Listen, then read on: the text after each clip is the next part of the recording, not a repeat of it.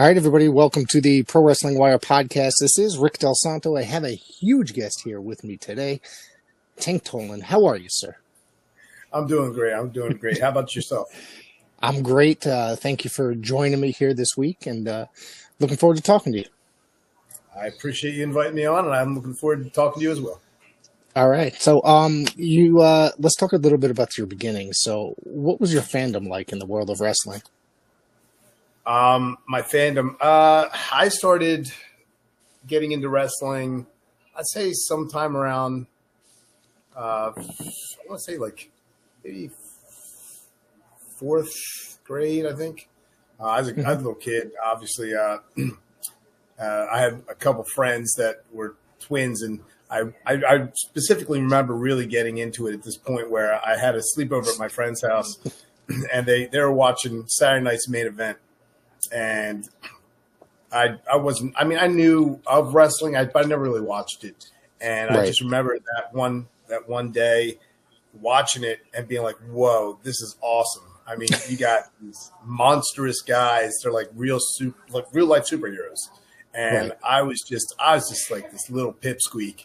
I was always the shortest in my class, and I wasn't the biggest guy. So I saw these guys, and I was like, wow, I want to be like them when I grow up. So that's kind of where I started, getting into it right there. That was pretty much the very first start of me being really interested in it. So you're saying Saturday Night's Main Event. Was that late 80s, early 90s? That was. Or was that the later period? No. We're actually going back to I want to say mid 80s. Wasn't it called Saturday Night Main Event? Yep. It aired, quarterly. I think it started in 85. Yeah, it was right before the first WrestleMania, I think it was. Yeah. So whatever it was called that far at the time. Yeah, whatever it was called at the time. But it was like Saturday night, and it was a sleepover, and I just remember watching the show, whether it was Saturday Night's Main Event or Wrestling Superstars, whatever it was. I just remember watching it and being like, whoa, this is awesome.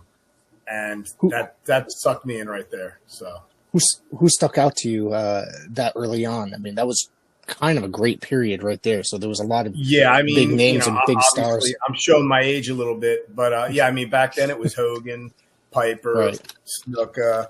You had all the major guys like that. You had the Macho Man and the big names like that, Steamboat. And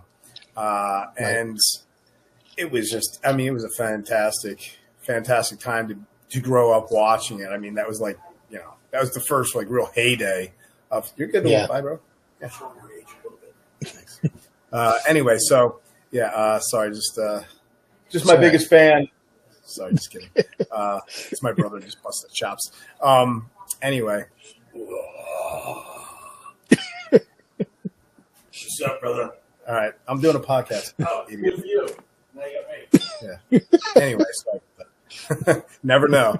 But anyway, so as it goes, those were some of the main guys I watched at the time that really kind of stuck out to me.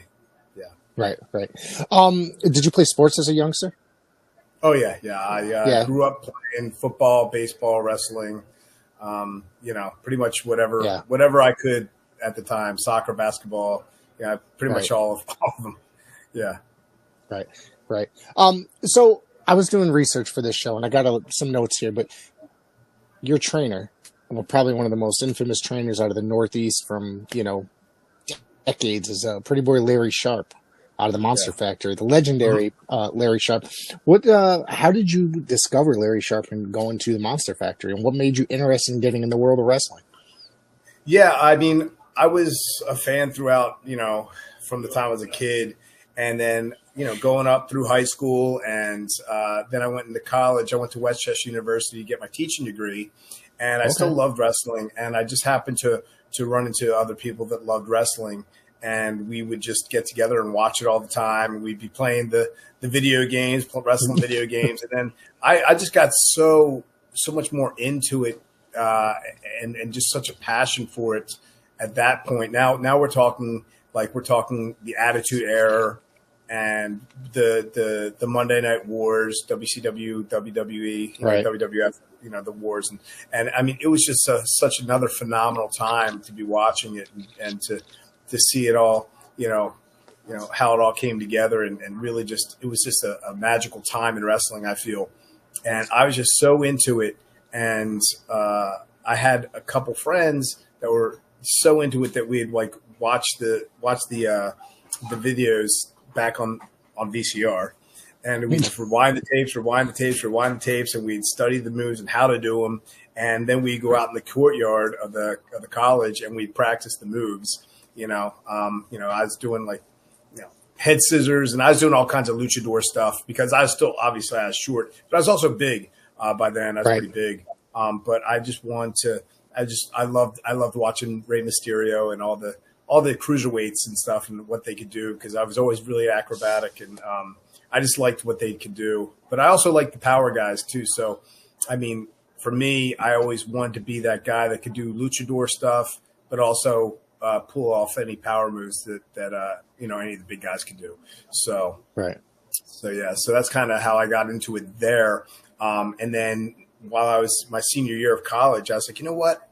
I really want to look into like if there's any wrestling schools and stuff. And so I researched wrestling schools, and it just so happened that Pretty Boy Larry Sharp's Monster Factory was only, I want to say like 20 minutes away from where I was going to be living after college.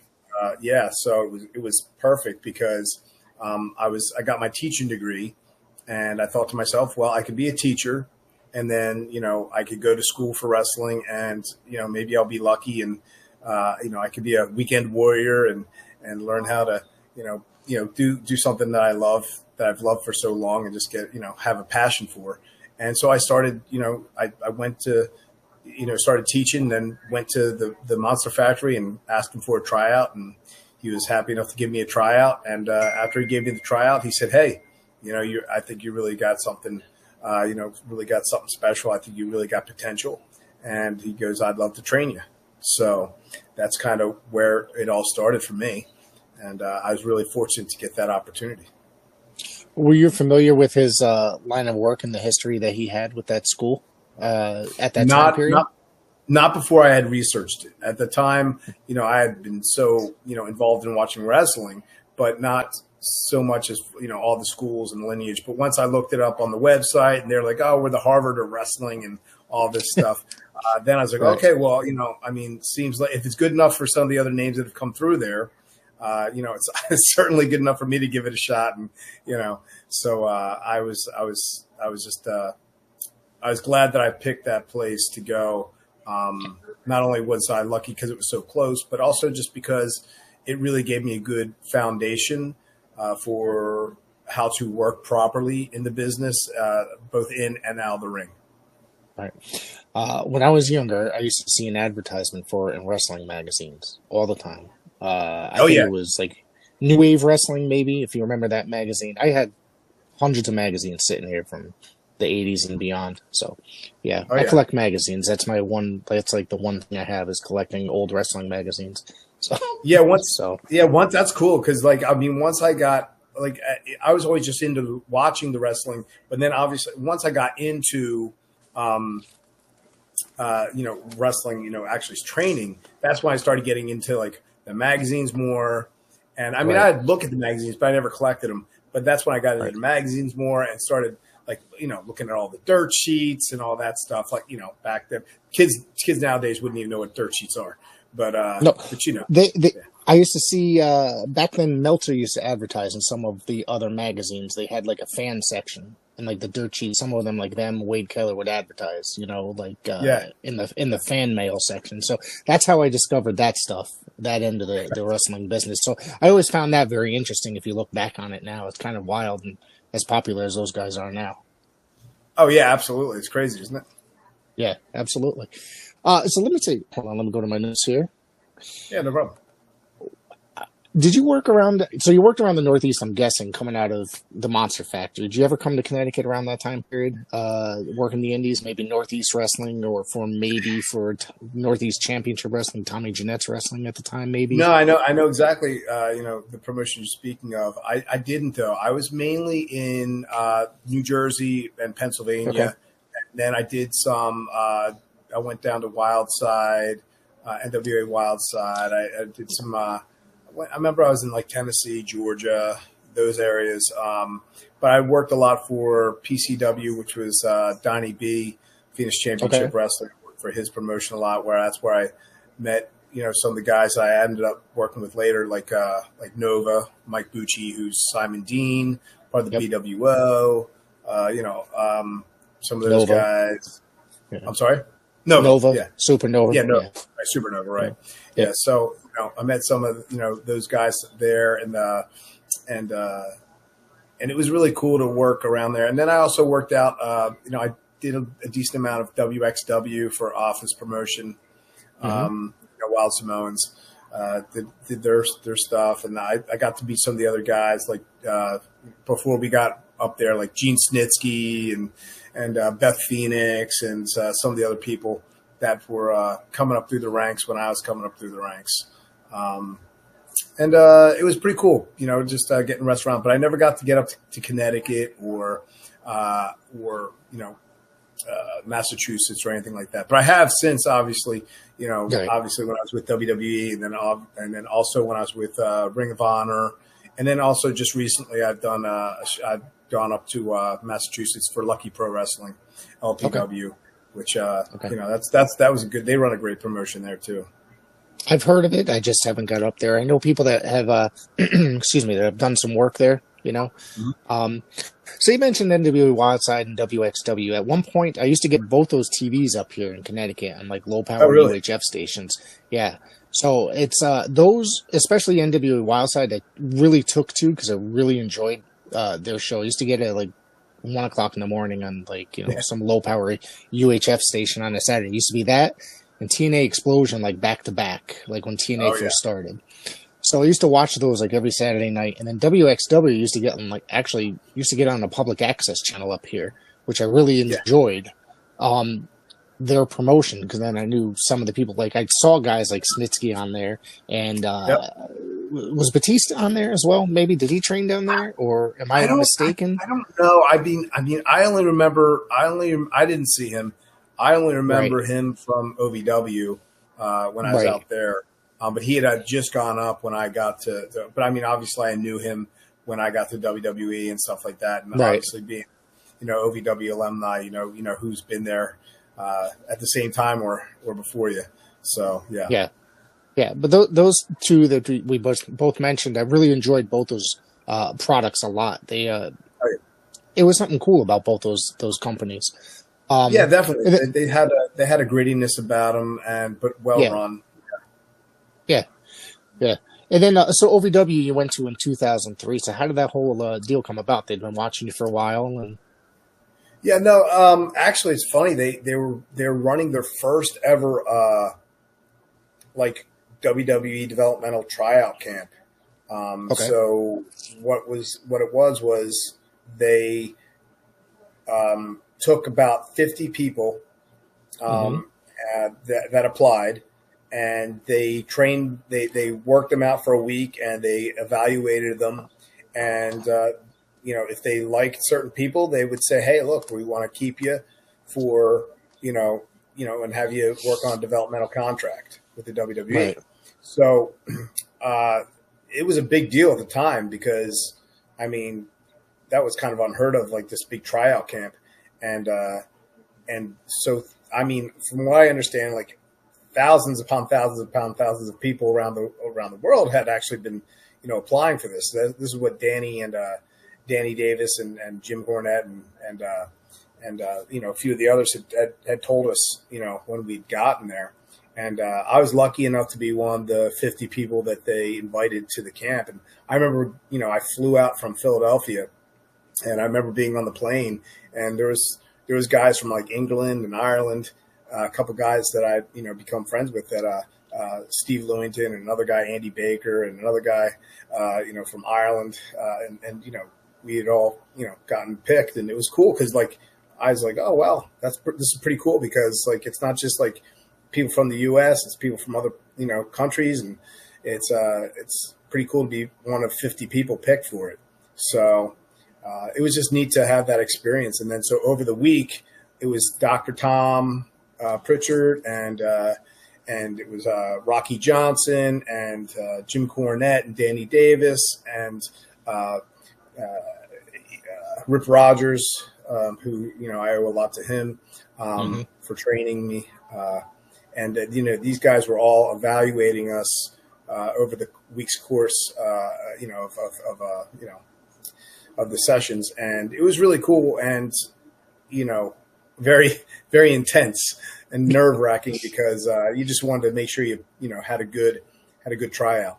And after the week, they said, "Hey, we'll let you know." He said that they said the group will let you know if you get invited back, and good luck to everybody. And then that's it. And then I went home, and that happened in February, and I got a call in April.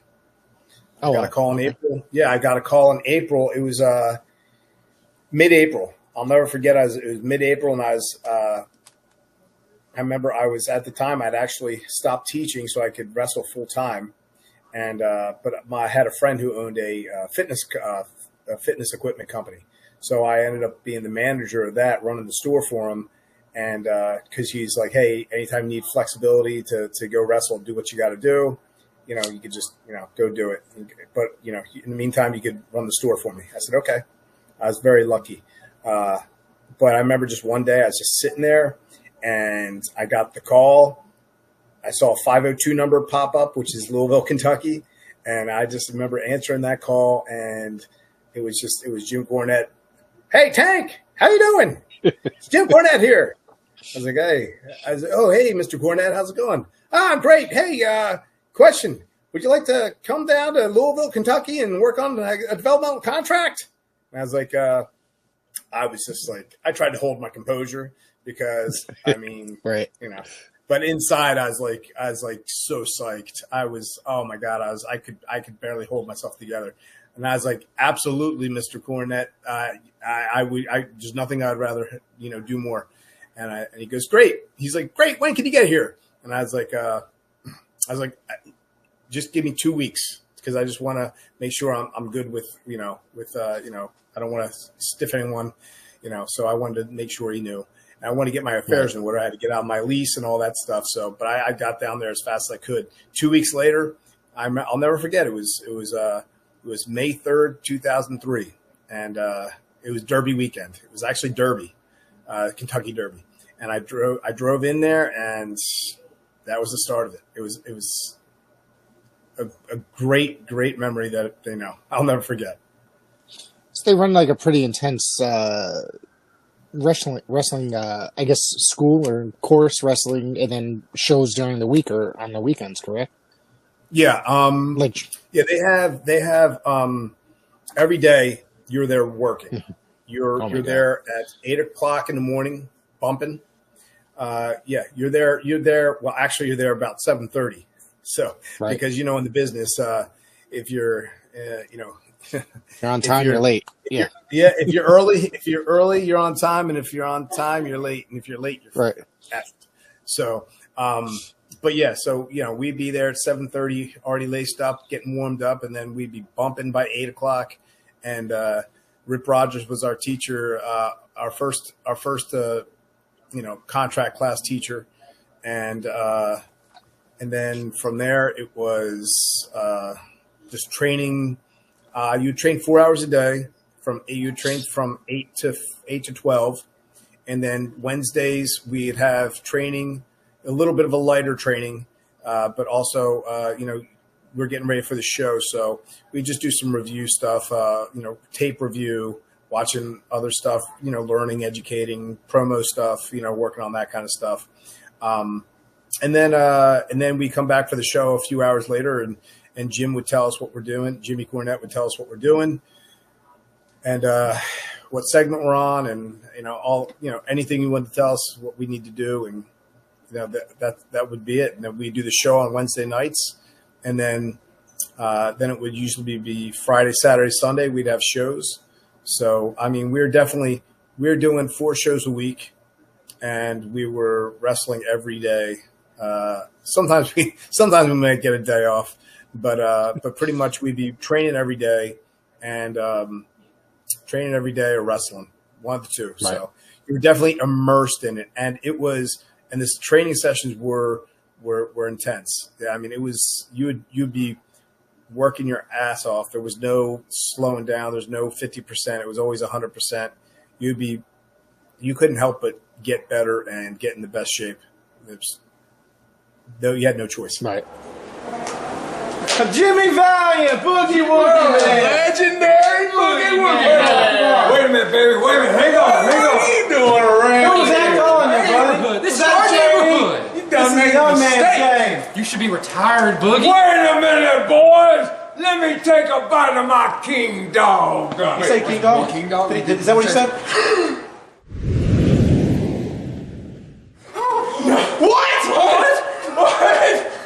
What happened?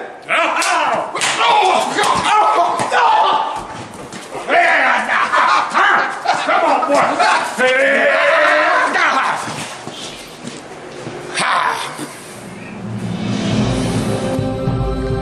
Don't let hunger bully you. Get yourself a king dog, and you too can become a super hunger fighter.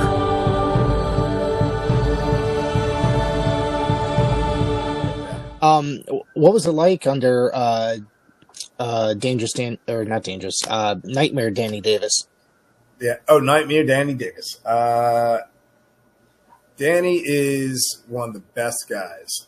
He was like a second father to me. He was like the dad of the OVW family, and that's what OVW was. It was really, we were really like a family, and we always really supported each other. We had each other's back. It was a great locker room. And Danny always, saw to that. He treated everybody with great respect, and he treated them, he treated us like his family, his kids. And when you think about it, I mean, we spent more time with each other than we did our own families. At that point, wrestling every day and just hours upon hours together. So we became family, and he was just like such a good role model and a good person, and he ran such a great ship. And I mean, and I'll never forget Wednesdays. He'd be so locked into the monitors when he's making sure everything's looking just right. And that was the only time you really didn't want to get in his way, because that was when he was super intense. But other than that, I mean, he's such a good guy. I mean, there's not really many people that are nicer than Danny. Were you aware of him, like his career prior to joining OVW and his status in Memphis and stuff like that? Well, I knew he was he was a wrestler. I watched old tapes and saw him wrestle. Okay. And so I did know who he was. I mean, when you get deep into wrestling and you're really trying to become the best wrestler you can be, you don't just learn about what's current. You're obviously learning about the history of wrestling, all the people that came before you. And you try to learn as much as you can from not only different times, but different places, different territories, different countries. I mean, and you learn a lot, seeing the different styles that people that wrestlers have in different countries. And you also learn about different styles that, different promotions have, and the fan base and what the fans like, depending on certain territories. Some territories like, the Northern Territories, Canadian, they love that super technical wrestling. Then you might go down south, and they might like, some comedy spots. They might like some some funny stuff. They might like, something ridiculous.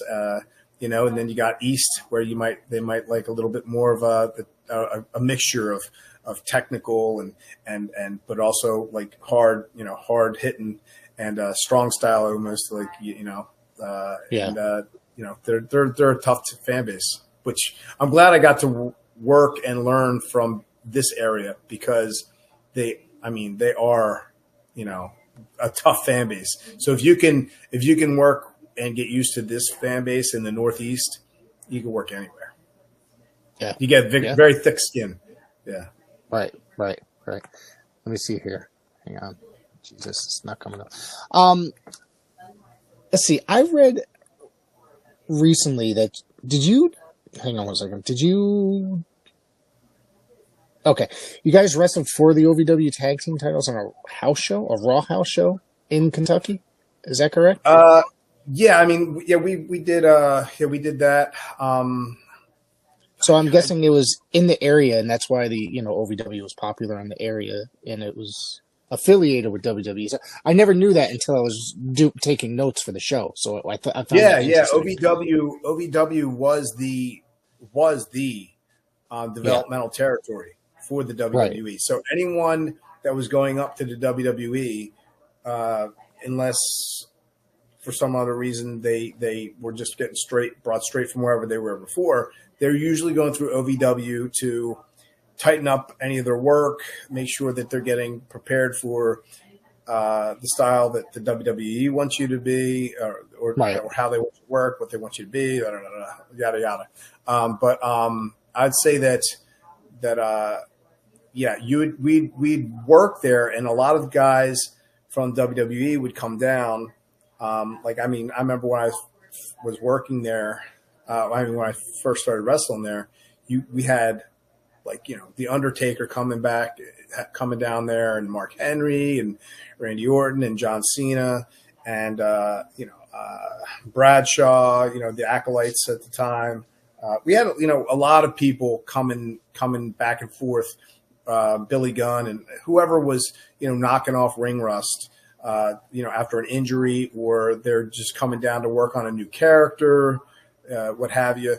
I mean, they'd be coming down, and sometimes they'd just come down to help out. The office would come down, and the writers and Johnny Ace and Stephanie came down, and Vince has come down. So yeah, everybody would come to OVW, whether they were administration or workers or people coming up and just getting signed. Yeah. Right. All right. So I really wasn't going to bring it up, but you brought up Vince. So, did you have any experiences with Vince firsthand? Yeah, I mean, I saw Vince all the time when I'd be on the road because he's always at the events. Right. I would say that whenever I'd go there, I learned from other people. Hey, first thing you want to know is what kind of mood is Vince in. If he's in a great mood, you want to go right up to him and shake his hand and say, "Hey, hi, Vince, good to see you." If he's in a bad mood or you don't know, you just want to try and lay low and fly under the radar, and hopefully he won't see it, because you just kind of get scared because you never know with him. He's very erratic and very eccentric, and on his good days you want to shake his hand because he might be like, "Hey, I like that guy. Let's give him a shot. Let's give him a run." If he doesn't, and if he's in a bad mood, you never know. You might be saying, "Hey, what do we got this guy signed for? Get rid of him." You just don't know. Right. So you always want to make sure. But my main interactions was when I first got up there, and he gave me he gave me and my tag partner the whole Chippendale gimmick.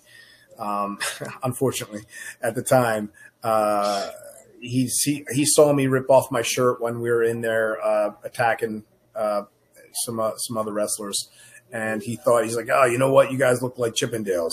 Next week, I want you to come back with the Chippendale outfits. Let me just kind of take a look at you." So that was kind of how that worked. And the next thing you know, we went from Chippendales, and then next thing you know, we went to being the name the Dicks. So that was all Vince's brainchild, which he was full of them at that time, because also at that time he made the Boogeyman, which actually, Boogeyman got himself over, which was great. But he also made Paul Burchill. If you're familiar with Paul Burchill, I remember. He made him a freaking pirate. Yep. And then he also gave a 7-foot monster of Matt Morgan a stutter, which I'm sorry, but Vince and Shawn Michaels said it a long time ago that, Vince was doing all this stuff, and Vince said to Shawn said to Vince, "You don't even know what cool is. Well, that was one of the famous things. Because you don't even know, like you've lost touch.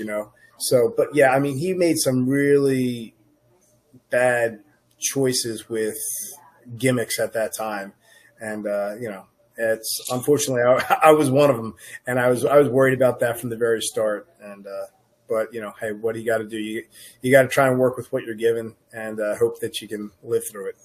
Right. It seemed like in the 1980s with the gimmicks, he killed it. Really, like he was coming up with some really great stuff. In the 90s, not so much. 90s and beyond, it's just like he was. Just kind of went away. His coolness, I guess you could say, went away. Lost touch or whatever it was. Yeah, I mean, hey, look, it is what it is. But I mean, I just think that first off, you don't need to take a 7-foot monster like Matt Morgan and give him a stutter. His gimmick is that he's a giant. How many 7-foot people are out there? You don't have that. What, you had the Big Show. You had Nathan Jones was right around that height. I mean. But, I mean, you just make him a monster. That's all you need to do. Both those guys had all the potential in the world to be gigantic stars, being gigantic monsters. And I mean, Matt Morgan's a fantastic athlete. And he's a good worker. Yeah. Good worker, and he is very intelligent. And I'll never admit that to him. But nah, he's a good guy. He's a friend of mine. And he's a good guy. But, yeah. And it was fun. Whenever I got to work him, it was great. The big man, little man thing, it was great. Yeah. Anyway, sorry, go ahead. No, you're good. You're good. It just seemed that now it's just the gimmick thing. It's a lot of the stuff that would come out after, like I say, in the heyday, the good 80s period. A lot of it was really cringeworthy watching, even as a wrestling fan. I can only imagine you as a talent being like, what the fuck gimmick am I going to get stuck with? But I guess it's everybody's end goal would be to work for the biggest company in the entire world, right? Make the most money as you can in the business, right? By working for the biggest. And so a lot of people don't seem to understand that. A lot of people that sit there and shit on, certain wrestling companies, but whoever's signing your checks and paying the amount, I mean, that's when it works out, right? Yeah. I mean, it's really tough when, here you are at one point, you were just a kid that was watching the show and wanting to be that, I would always remember like that was me. I was just that kid, that fan. And here I am now. I'm not a tall guy, but yet here I am. I have the opportunity to live out my lifelong dream. Right. And do I want to be a wrestling Chippendale called James Dick? No, I don't. But at the same time, the other part of me was like, hey, you made it here. You've gotten here. Just, maybe you could stick this out as long as you can. You don't vibe with your tag partner. You got a crap gimmick, but hopefully you can survive it like some others have done, and you can, maybe move on to another gimmick. So, I mean, hey, look at Dolph Ziggler. Dolph Ziggler was part of the Spirit Squad, and you have a lot of others over the time. Hey, Kane hates to remember being the dentist. Isaac Yankem, but I think he would have been okay regardless because he was also around 7 foot tall or close to it. He's a big dude. So, but I was just hoping that hey, sign my checks for now. I'll do this gimmick and maybe I can, be lucky enough to survive it and move on to something else. So yeah, it'll give you. It's always because there's always the opportunity for another gimmick to come along because obviously through history he's done that with several people over the years between guys like Bray Wyatt. That's one of the first names that came to my mind. Yeah, and like you said, Glenn Jacobs, guys like that. I mean, Tom Pritchard came in as a couple different gimmicks as well before. Becoming what's his name? The guy, Zip. That's what it was. So, right. So yeah. So you ended up getting sent back down to OVW in 2006. They just had nothing for you guys, or? Yeah. We went up. No, we went. Let's see. Or maybe. Hang on. It was. We were there. We were up on the road. I was under contract. I got under contract in 2003. Mm-hmm. Then was on the road with them in 2005 and 2006, and then they actually released sometime, I think, from being on TV in 2006, I think, sometime in there, and then Right. I went to and then I became one of the trainers. So Yes. then I became one of the trainers at OVW. So I was one of the trainers at OVW and got to train a lot of the guys that were, just coming up. And I was training all the, the divas at the time that, some of them made good names for themselves. And it was cool because, I got to kind of pass along whatever knowledge I had learned from, guys like Rip Rogers and, Lance Storm was one of the main trainers when I was there, as well as Al Snow, who also is obviously he's running, OVW right now. And, I got to learn from, I got to pass along my knowledge from those guys as well as all the things I've learned from guys like Jim Cornette, especially being a tag team wrestler most of my career.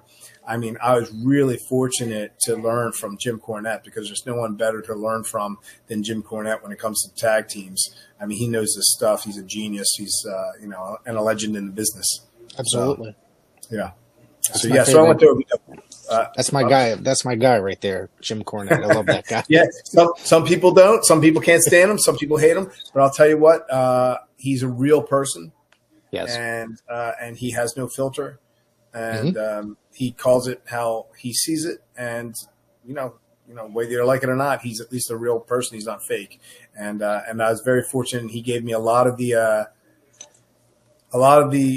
lessons I learned were from him, and I give him all the credit in the world for helping me in my career. Yeah, and he really pushed for me too. He really pushed for me with the office too. So that was, I'll never forget that. That's awesome. I think that some people don't agree with his thought on what professional wrestling should be. However, I say he's like 98% right most of the time. So people don't like that I say that either. So I end up getting, it's he's he's a good way to start an argument is support. Oh yeah. What Jim Cornette says.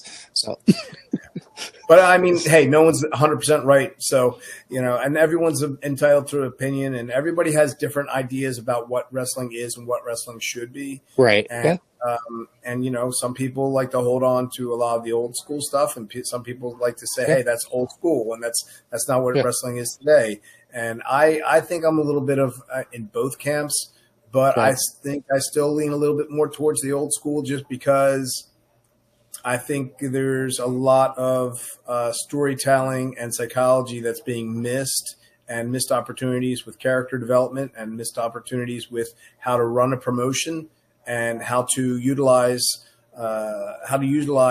all the titles to the best of their to the best you can.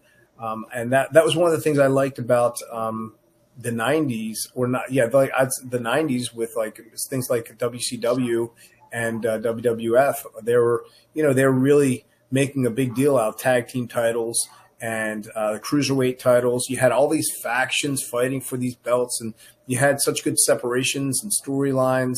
And I just feel like a lot of that's missing in today's promotions. Not just WWE, I just mean overall, and WWE's always been hot and cold with how they handle their titles outside of the main heavyweight championship. I feel like, I guess they've been doing a good job with their women's titles or whatever, and their men's stuff, because they really grew the women's division, which is great. But I feel like that's fantastic. But I really feel like they could be doing so much more with like some of their other titles. But right now, I think they got a pretty good tag division going, don't they? You got me. So, it's not that I don't. It's funny because I was just recently on, Brian Solomon from Shut Up and Wrestle. I was on his podcast recently, and we both admitted that we're both liking less and less modern wrestling, or watching less and less modern wrestling. I still keep up on certain things, or mostly watch the, I read more than I actually watch. About what's going on. That's fine. And for me, I just think that like when I watch a lot of the modern wrestling, I have to take it with a grain of salt sometimes, and I also can't judge the wrestler so much sometimes because I watched some of these guys I was watching, and I caught it on TikTok or YouTube or something. Yeah. Will Ospreay, and he was having this match that with some other guy, and maybe it was a Japanese match, and Japanese, they could be their matches could be a lot different sometimes, but Absolutely. I mean it was like a million spots back to back to back to back to back with moves that like each one looked like a finisher, and they weren't even pinning them. And then not only were they not pinning them, they would get up and do the next thing like within a second. It was like I not only like are you killing moves, and you're not going for covers, which is the point of the match is to win. It's like you're not even letting the fans enjoy the moves that you're doing. The incredible athleticism they have, it's amazing. But I mean, you're not even letting people enjoy what you're doing because they're on to the next thing before you can even, blink an eye. Yeah, exactly. And it's funny because I was having a discussion with another guy that a wrestler out here, and it's just like, when's the last time you saw something like the psychology? A lot of it's gone, but in matches such as Ospreay's, but when's the last time you saw something simple like an abdominal stretch and it utilized very well in a match? Or somebody win with a backslide and have a complete surprise kind of a thing. And it's the element of surprise has always been my favorite thing about professional wrestling, it being unpredictable. But now you can just watch television, you can tell by the promo that guy's going over, that guy's, you know what I mean? Yeah, no, exactly. And that's the thing that is really missed for me as well is that you kicked out of 20 million moves. But I would love it actually if you did all of a sudden get rolled up a little quick schoolboy 1, 2, 3. After all that stuff, that would be great. But the psychology and like I said, I'm not saying this against Will Ospreay or anything like that because he might have just been in Japan doing a strong style match that's what they wanted in the promotion and that's what because I've met guys like Christopher Daniels. I mean I've seen him do spot fest stuff. But I also know he does have great psychology to do other things, but he will work whatever he needs to work, whatever promotion and whatever they want and whatever he between that and like Ring of Honor, I've seen guys who have good psychology, but sometimes they have to go out and they have to do a million things for one reason or another, but it doesn't mean I have to like it, but it's nothing against the wrestler in particular. It's just sometimes the promotion and what they want and what the fans want. So you got to kind of give a little bit of both, but it doesn't mean that you still can't use psychology.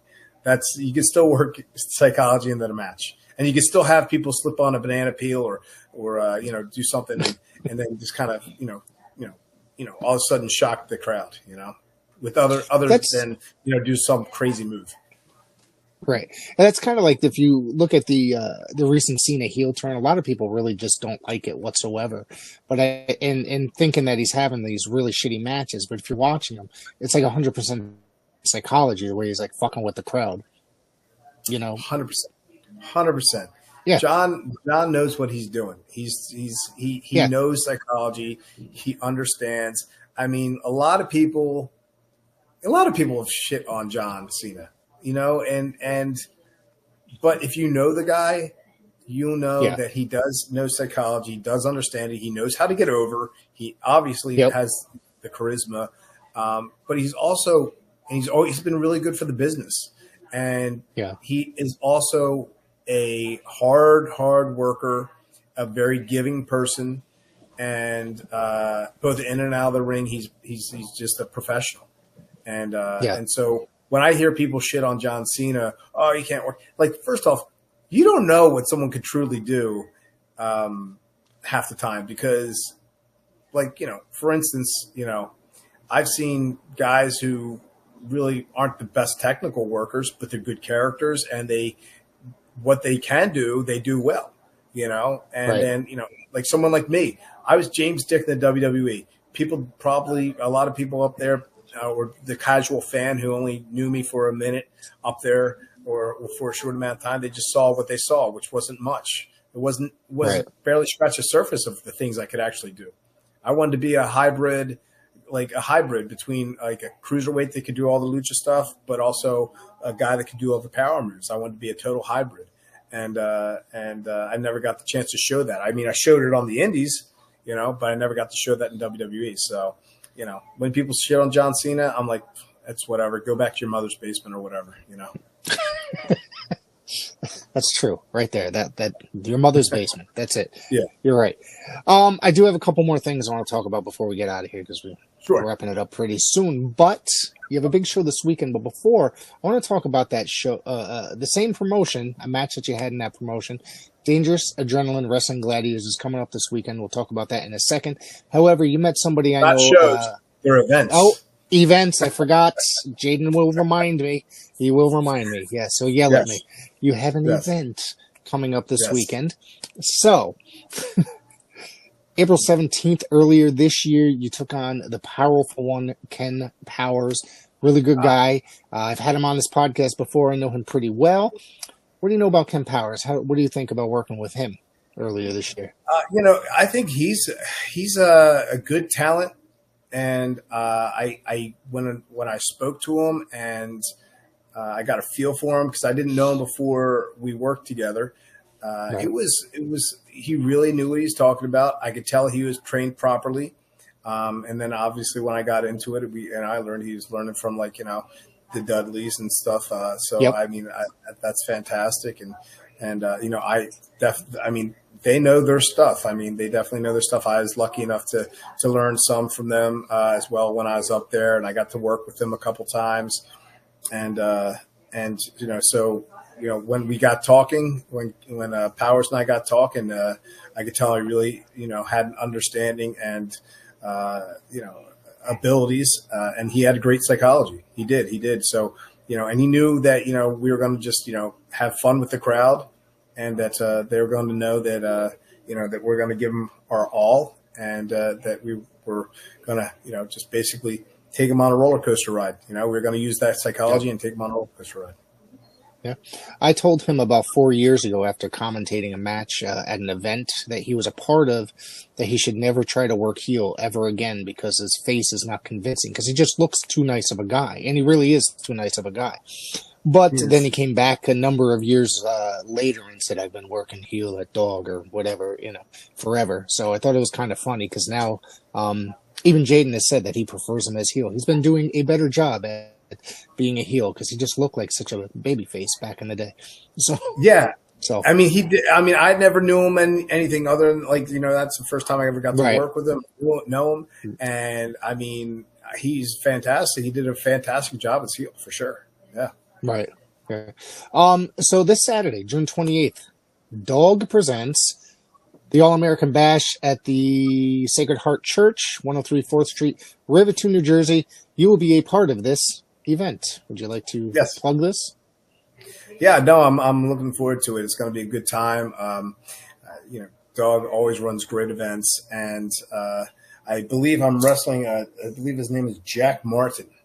A young upcoming guy who's he's already cut his promo on me, talking about how I've been to the top, but now I'm just coming back down and taking on the young guys so I can try and keep my name relevant.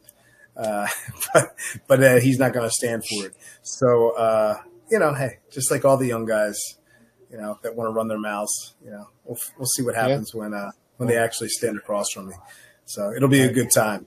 It'll be a good time. Yeah. The good thing about being someone that's been around for a long time now, you run into all the types of people, and then you run into the young bucks who think that they're gonna make a name for themselves with someone like me, and that's just that's not the case. It's not the case. They're gonna come out with a new type of education, some new learning. So I look forward to it. You gotta teach them a little lesson, right? That's right. Yeah. All right. So I want to thank you for coming out. Do you want to plug anything else, social media, or where people can find you? Do you have? If people want to reach out to me, they can reach out to me on Instagram, Tank Toland, or Facebook, Tank Toland, and And anyone that wants to, plug me wants to use me on their podcast, feel free. I'm happy to do podcasts, and I'm openly taking bookings. Depending on if I'm available for that weekend. I have some shows coming up, but other than that, yeah, and a trip to Kentucky. So not during the first week of July. So. Oh, what are you going to Kentucky for? Going back. I'm going to go back to OVW, see everyone back there. But my fiance is from Louisville, Kentucky. That's actually where I met her when I was wrestling back in the day. Wow. And but now we're just heading back there to see family. We live here in Jersey, but we're heading back there to visit and see family and stuff like that. Awesome. Is that going to be part of the TV show? Or are you going to be working one of their house shows or? Nah, I'm just going to go visit. I usually go and just visit the guys and stuff like that. I might do some more shows for them eventually, but right now I'm just kind of enjoying wrestling around here. And I'm not opposed to doing some more shows back there just for fun. Right. I mean, you're only in New Jersey. I'm in Connecticut. You should come out to Connecticut sometime. If you I should. I should definitely take some bookings out there. If I take them up in Boston, and Massachusetts, why not take some closer? Right. Yeah. Well, I want to thank you for doing this, and then hopefully we can do it again sometime. No, that'd be great. Anytime, my pleasure, and thanks for having me on.